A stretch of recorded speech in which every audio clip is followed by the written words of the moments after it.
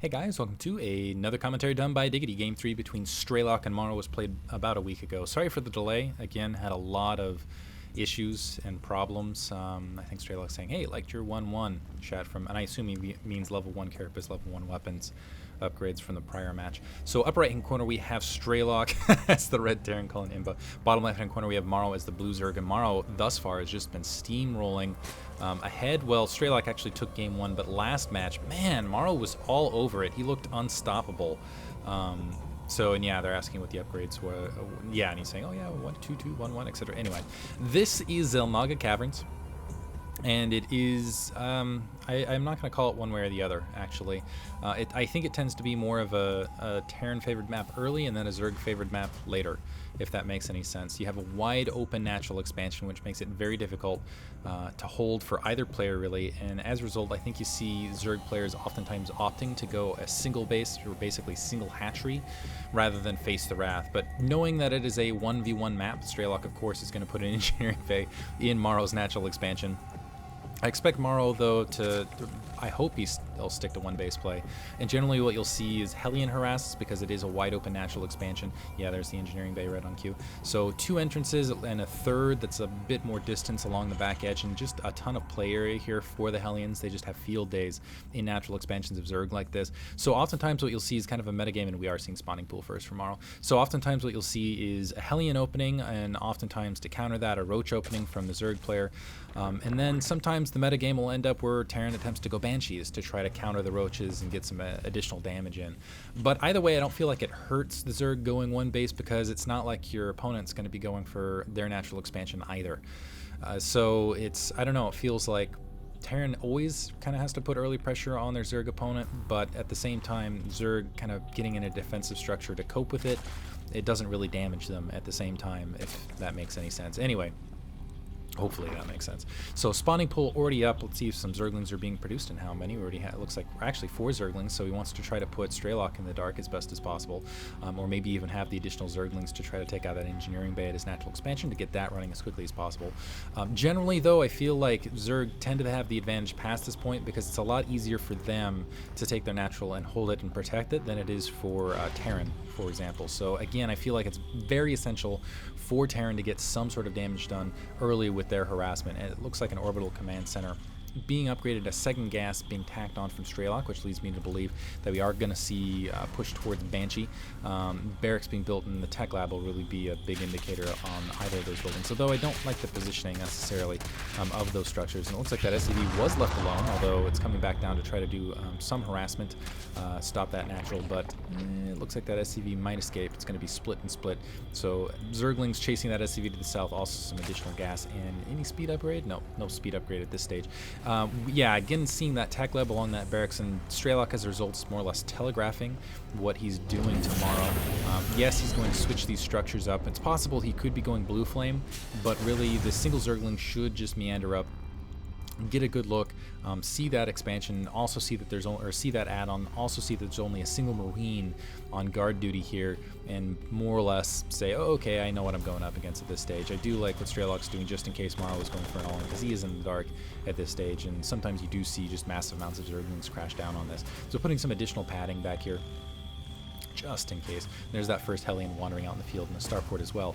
So, and yeah, again, I am almost certain we're going to see Banshees at this stage. Full Surgeons at the Xel Naga watchtowers, but getting cleared out by this Hellion natural expansion is being produced. And really the key for Morrow is queens. Queens, and more queens, and it looks like he's already on top of it. Has 3 queens already fielded. He's also getting 2 spine crawlers towards that high ground, which I assume he'll move towards the low ground to provide some of that additional defense. And here's that Hellion, and they just laugh at the queens when there's no creep here at the lower section. You can just look at him dance. Already has that 1 Zergling kill, is probably going to be able to get a drone kill, and additionally just having that Hellion around prevents transfers to the natural expansion, also keeps that drone count on the natural slow. We are seeing a cloaking and upgrade as well as Banshees, and it looks like, oh, Zergling, or sorry, Zergling, wow, doing this cast late at night, so silly me, but just splattered. It looks like a nice little burnt pie or something. I couldn't think of a better metaphor than that.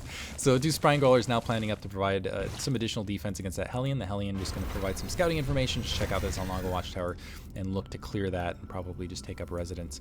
Otherwise, that Overlord getting a good look at kind of that information as it's happening.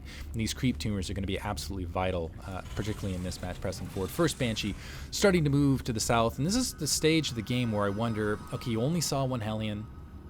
You really didn't see any Marines otherwise.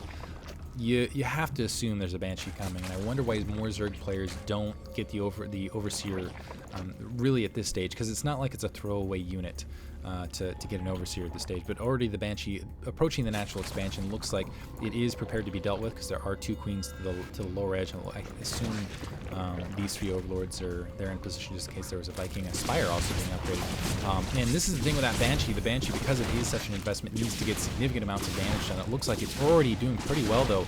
4 kills, 5 kills, and it's going into the bonus here. That's exactly what he needs. But there's the Overseer. That Banshee, escape, run away. Because the thing is even if you do the harass, you want to make sure you keep that Banshee alive to provide some additional defense. Actually, another Banshee moving out in the field here.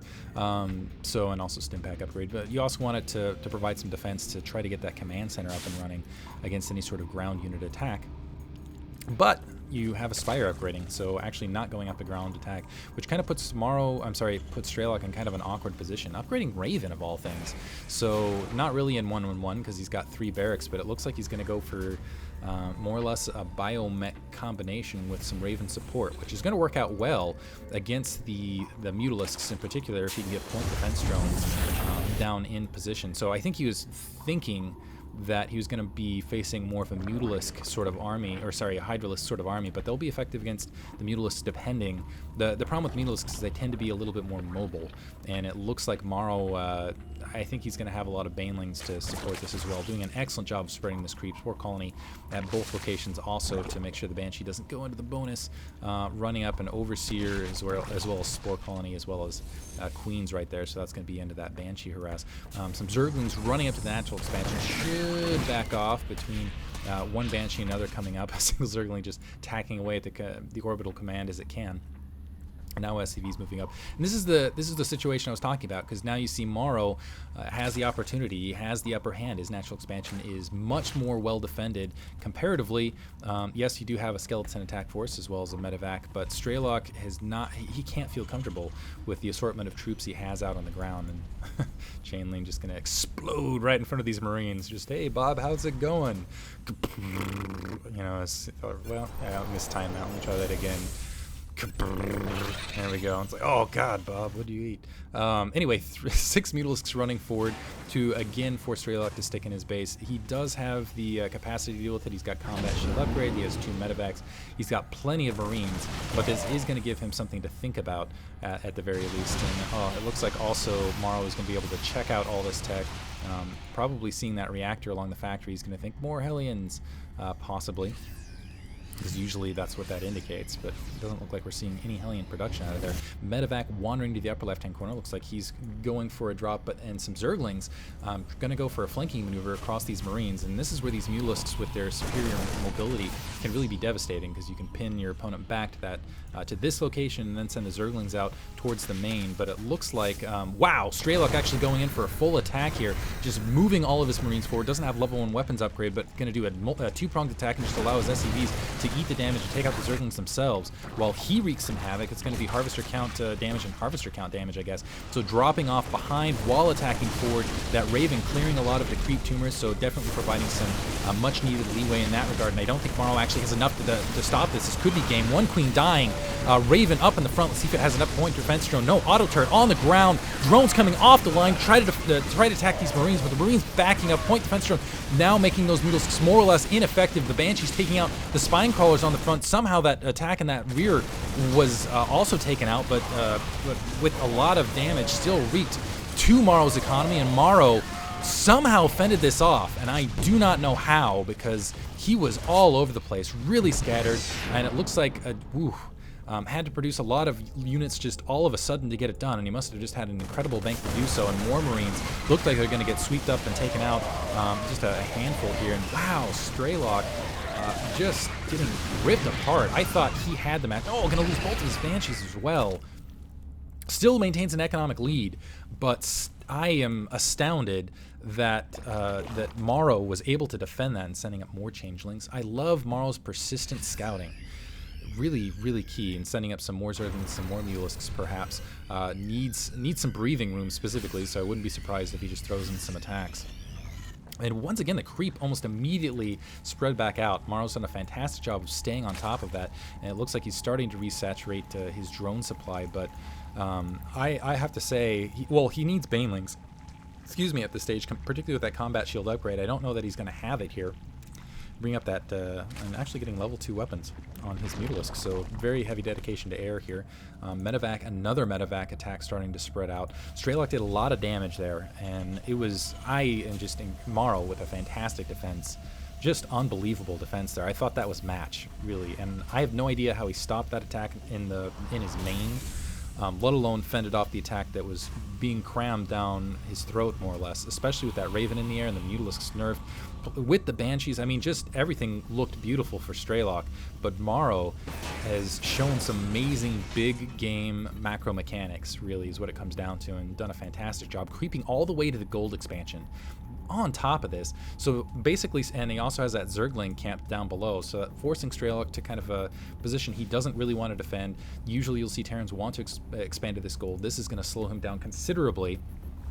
In the meantime, he can, if he opens up the Destructible Rock, can take that bottom right, but it looks like Strelok is on the move. Now that he has some dropships out, also feeling really suave with that level 1 weapons, but I think we might see actually level 1 Carapace, just level 1 Carapace, looks like level 2 Carapace coming alongside, but plenty of Banelings to deal with this attack, and it's going to be two-pronged once again. The Medevac dropping in that back corner, so Strelok diving in the front, splitting his army to cope with Baneling attacks, just try to absorb maybe an overzealous army, but it doesn't look like that Morrow is going to bite down on this, but not dealing with the troops that are at his main now, and it looks like he doesn't even know about this as the Mutalisk's diving forward.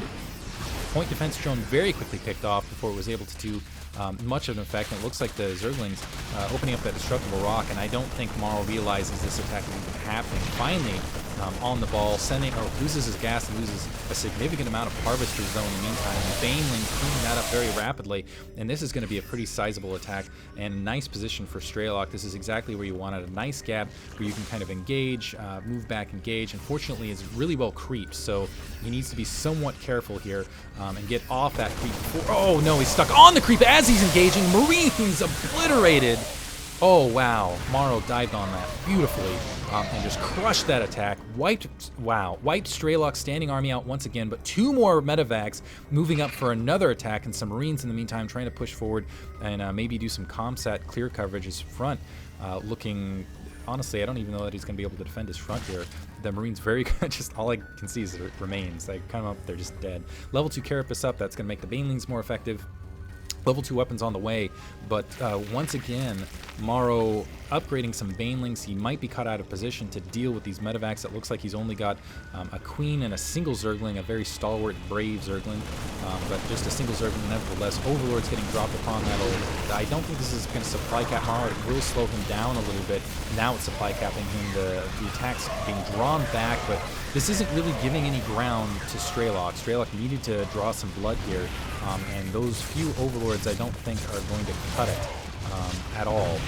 Loses 2 Medevacs on top of it because he's critically not getting this gold expansion, not even pressing on that gold expansion for territory. Command center is being built, but there's creep all over it. He's got this nice purple super highway leading right up there. The Destructible Rock's going to be taken out, and really, more or less, Morrow can win this match by taking this expansion here and then just being aggressive across that gold, because Strelok is not going to be in a situation where he can really afford to not contest that gold expansion or contest taking an additional expansion period, because look at this, his main almost mined out his natural.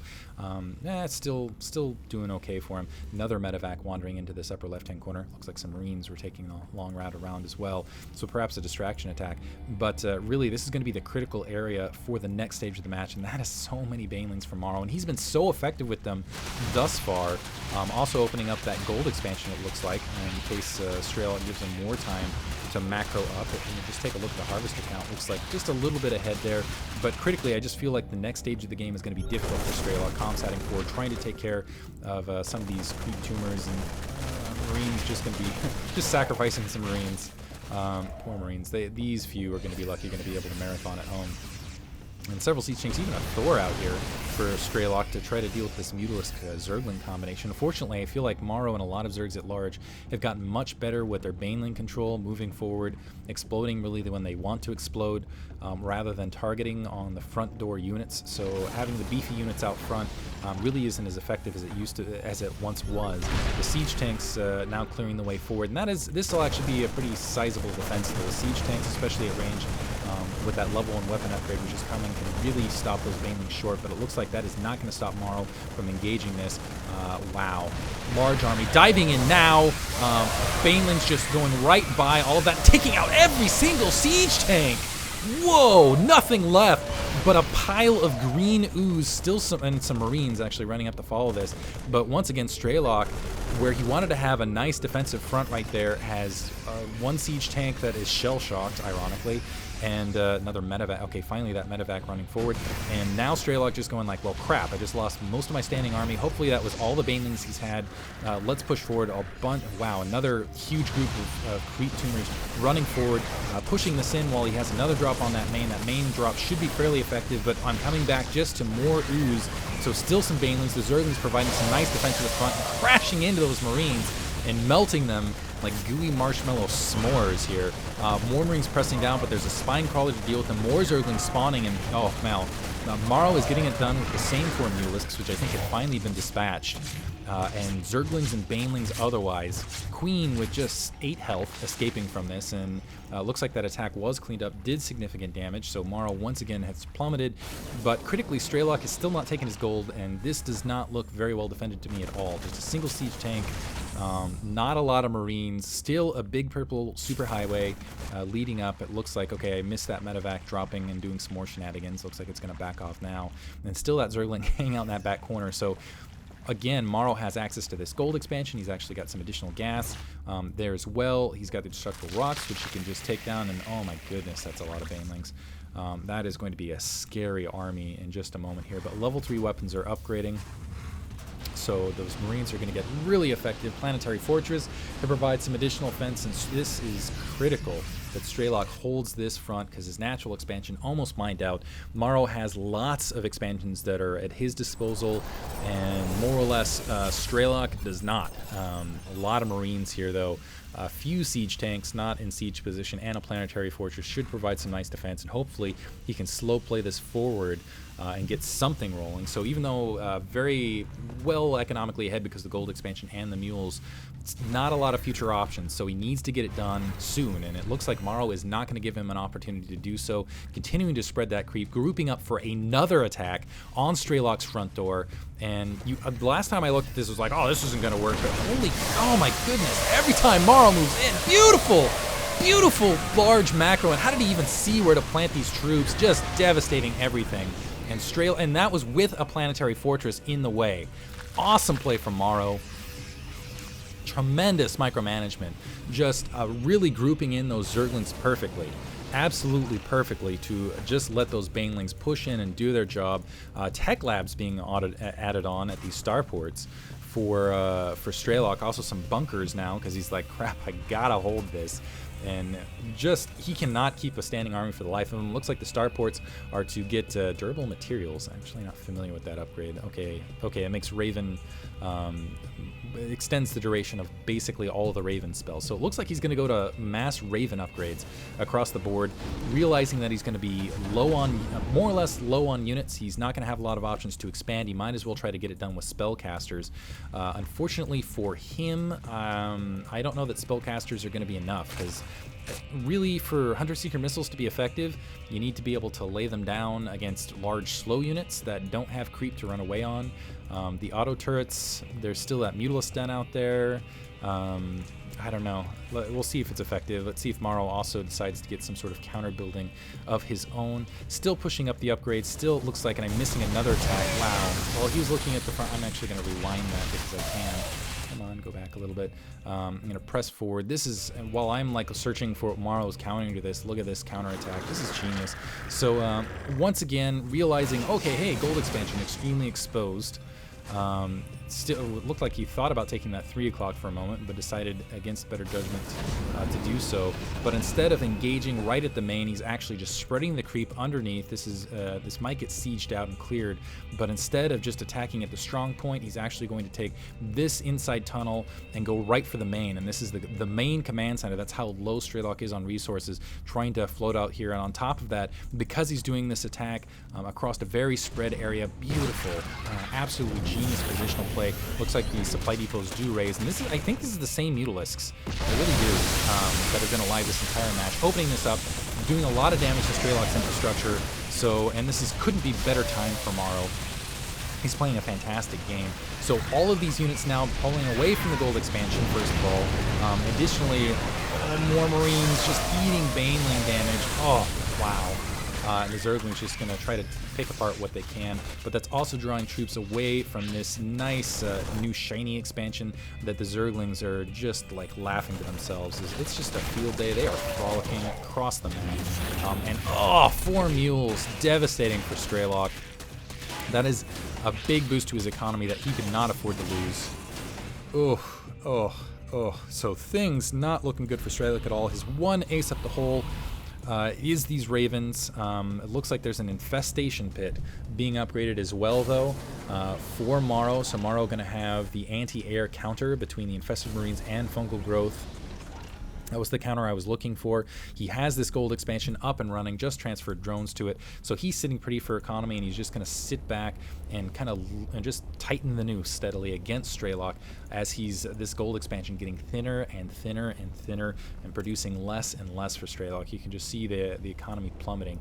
And desperately, he's just trying to sneak out, but Morrow has been fantastic with not just scouting information between his changelings running up in the field, and not just his creep spread, but just forcing Strelok into unfavorable map positions across the board. So siege tanks, a bunch of marines, some medevacs on the front, and I look at this and I used to think, wow, big formidable Terran army, and now I just think Baneling fodder, which a lot of Banelings grow.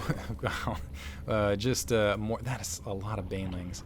Looks like high-sec auto-tracking also upgrading, so maybe these Ravens could be more auto-turret focused. It looks like they are starting to play a lot of Zerglings, so this Marine's starting to back off.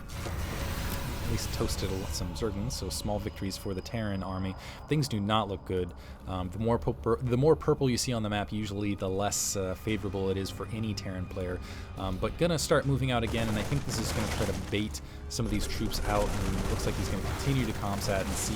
This is a ridiculous number of creep tumors, just a ludicrous number. And it looks like he's going to get all the way to the gold expansion before engaging and trying to run away. It looks like the Ravens are, in fact, backing off. It looks like they did manage to escape to the north somehow with those troops at his heels. And gold expansion almost mined out. Now the Ravens grouping up. Strelok, he's got to get it done with this. But, oh wow, Infestors already out in the field. A lot of Banelings out in the field. Fungal growth. Prepared. The question is if the energy will be there, and there's the Infestors. The energy is there. There's the first fungal growth. Like 3 auto turrets have dropped. The Zergling's easily going to be able to take care of it, and a ton of spawn. Oh wow! And Strelok realizes his troubles. Realizes he's not going to be able to win this unless he charges and gets something done. And oh, fungal growth in the worst possible spot. More Banelings, and like I said earlier, Baneling fodder.